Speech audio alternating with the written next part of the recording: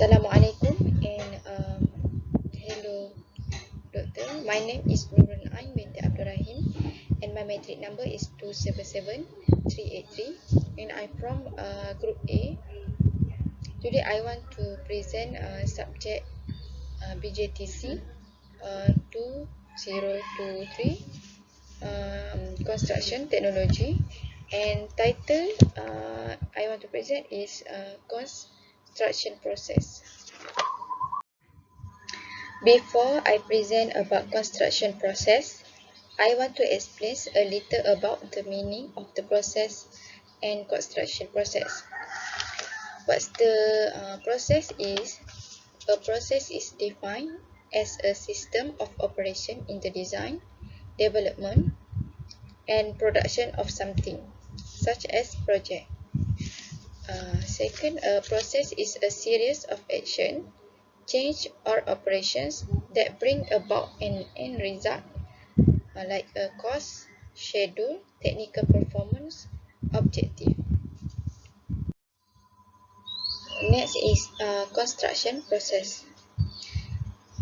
The process of purchase begins with a client who has need for a facility. Next, the nature of risk is influenced by this process of purchasing construction. In construction, since the item purchased is to be produced, there are many complex issues which can lead to failure to complete the project in a functional and or timely manner. In construction process have project life cycle, and project life cycle divide into four.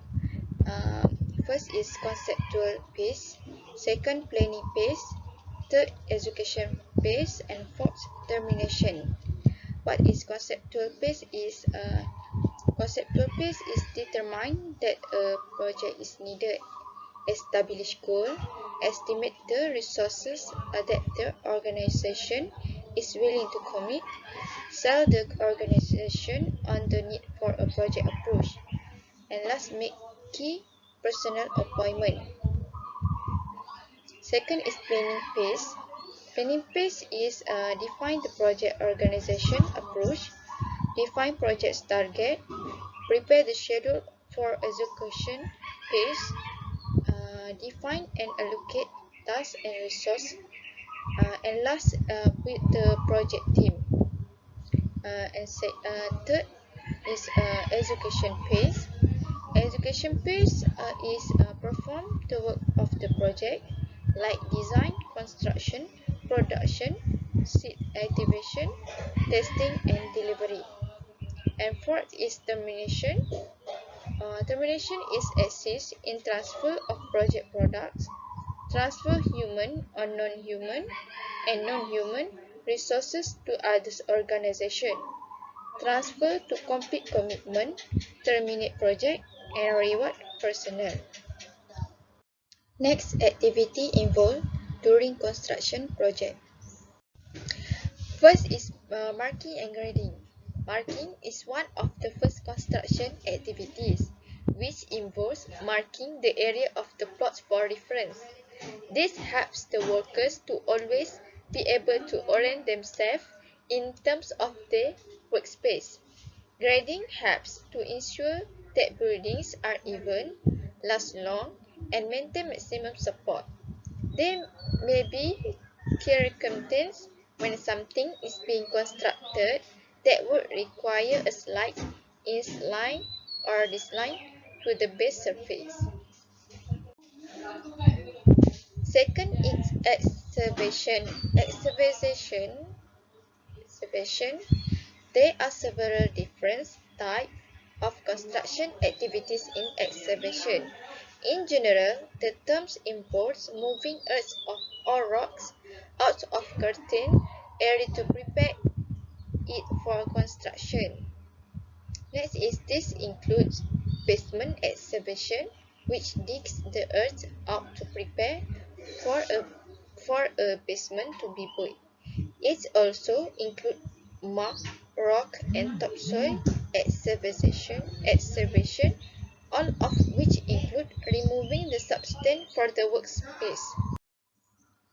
Third is constructing. The process of pouring concrete is another major activity in construction. It is often used for the base of building, for roads, bricks, pipe, and many other applications. Next is carpentry. This is the general cutting and installation of material that will be used for the construction of a structure. Carpentry used to be a word that described individuals working with wood specially. But now, carpentry means working with several different materials. Next is brickmasonry. Brickmasons lay the bricks, ensuring that they are laid in a way that is structurally sound. For example, laying each brick one on top of the other allows for cracks to go all along the entire wall. If the bricks are offset, as you will often see, it make severe cracking of the mortar less likely. And next is plumbing. In structures that require plumbing, there are specific plumbing activities that must occur to ensure that they will function properly. This includes putting in piping and fixture for both incoming potable water and outgoing waste. Next is welding. The activity of attaching two metals together using heat is welding, a critical action in construction used to bind metals, especially for structural purposes. There are different types of welding which can be used for different types of metal and different conditions. Next is electrical. The structure will ultimately have full access to electricity from the transformer provided by the electrical company, which is located close to the building. There are several steps that go into the installation of electricity in a building, including temporary electrical needs, a road installation, and finally the installation which will be used. Next is roof laying.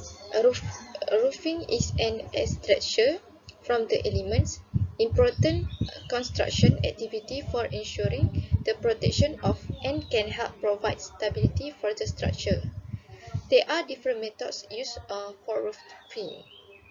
And next is glazing. This activity is basically any time to do with glass windows and doors in a construction project. 11 is finishing. Finishing is construction means putting on the final touch of a structure in order to prepare it to be used. This includes but is not limited to activities like glazing, flooring, painting, wallpapering, and plastering. Next is key players. In key players, divide into four. First, key players is the client. Second, the contractor, main contractor and subcontractor. Third is supplier. And last is consultant. The client. The first type of construction organization is the client-based organization. The CIOB Code of Practice for Program Management is the built environment defined as a client as the entity, individual, or organization commissioning and funding the project directly or indirectly, and the person or company with the controlling interest in the project. Generally, the client will retain a significant level of control over the assessment and appointment of designer and contractor for a project. Second is the contractors. Traditionally, clients have been engaging contractors to carry out building project construction works. These are the people with the technical know how to get the structure off the ground. Considering the scale of the work being carried out, the subcontractor could be in several other categories such as main contractor and subcontractor. While the main contractor is concerned about all the works involved within a project and is accountable to the client, the subcontractor is often only responsible for a certain part of the works, for example, electrical engineering, plumbing, or landscape. However, the contractor and subcontractor could bear other titles which include principal contractor as it is in the UK health and safety regulation. Premier contractor referred to by large government client in the UK. The subcontractor could also be described based on what they do. For example, if they are specialists in trade works, general works, domestic work, and many others. Third is supplier. The business dictionary defines as a supplier as a party that supplies good or service. In construction, the goods include any material that go into a built structure, while service refer to all different works, package agreed upon by different parties pertaining to the development of the built structure. Recently, the industry has realized the importance of the supply chain and how this can be managed when carrying out project activity, with the growth in off-site construction expected to continue. Supply chain management is becoming more complex, time-consuming, and important to the successful delivery of a project. And last is consultant. A consultant is defined as person who provide professional or expert advice in a particular field of science or business to either an organization or individual. In construction, the advice varies from time to time depending on the stage of the project. For instance, at the very beginning of the project, the advice would be sought of design work by the architects or engineer. Advice would also be needed to define and set up the project. The client may also seek advice to prepare and produce tender documents as well as the administration of the contract and further inspection of the work. Despite the high consultancy fees, consultants have expertise in the areas of professional jurisdiction. For instance, the client would seek advice for a specific project from a wide range of professionals such as architects, quantity surveyors, and structural service engineers. Considering these people work independently, somehow it helps to minimize the bureaucracy and speed up the process of work by guaranteeing quality. The organization could be owned by a sole trader, proprietor or practitioner, partnership companies, limited private or public, or unlimited holding companies and conglomerates. In construction process, also have the owner or employer, the designer or estimator, like architect or planner, CNS engineers, M&E engineers, and QS. The last is the constructor.